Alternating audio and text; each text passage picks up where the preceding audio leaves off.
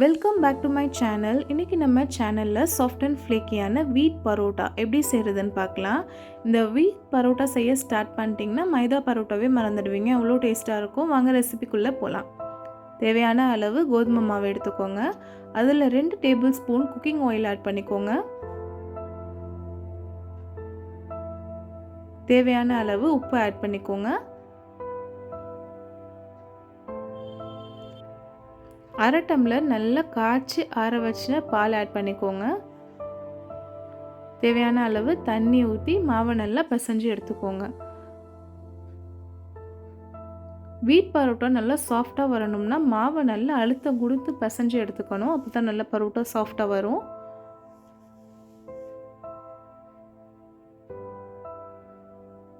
தேவையான அளவு தண்ணி ஊற்றி மாவை நல்லா சாஃப்டாக பிசைஞ்சுக்கோங்க.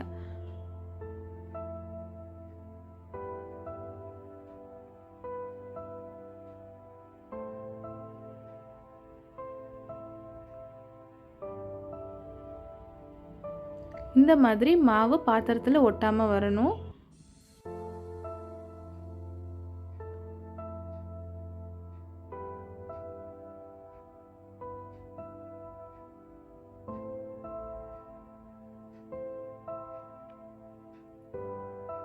ஒரு வெட் கிளாத்தை இந்த மாவு மேலே வச்சு க்ளோஸ் பண்ணிவிட்டு அப்படியே விட்டுருங்க.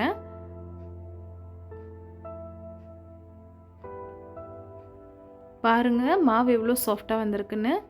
சப்பாத்தி எந்த அளவு உருண்டை பிடிப்போமோ அந்த மாதிரி எல்லா உருண்டையும் உருட்டி எடுத்துக்கோங்க.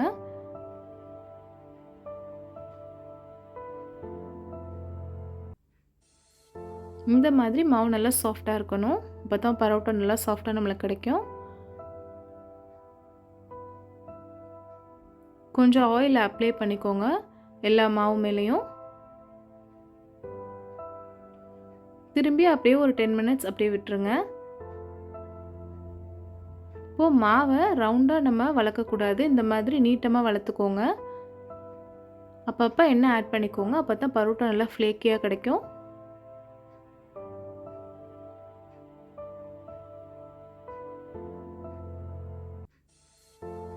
இந்த மாதிரி பேடா போட்டு எல்லா மாவையும் எடுத்துக்கோங்க. பரோட்டாக்கு நம்ம எப்படி பேடா போடுவோமோ அதே மாதிரியே. இப்போ கல் சூடானதும் ஃபஸ்ட்டு 2 சைடும் கொஞ்சம் வாட்டிக்கோங்க. பரோட்டாவை வாட்டிட்டு கொஞ்சம் கொஞ்சமாக எண்ணெய் ஆட் பண்ணி 2 சைடும் கோல்டன் ப்ரௌன் ஆகிற வரைக்கும் நல்லா டோஸ்ட் பண்ணி எடுத்துக்கோங்க. இந்த மாதிரி கோல்டன் கலர் ஆகணும். அப்புறம் பரோட்டாவை இந்த மாதிரி நல்லா கையை வச்சு தட்டி எடுத்துக்கோங்க. நம்மளோட சூப்பரான சாஃப்டான ஃப்ளேக்கியான பரோட்டா ரெடி.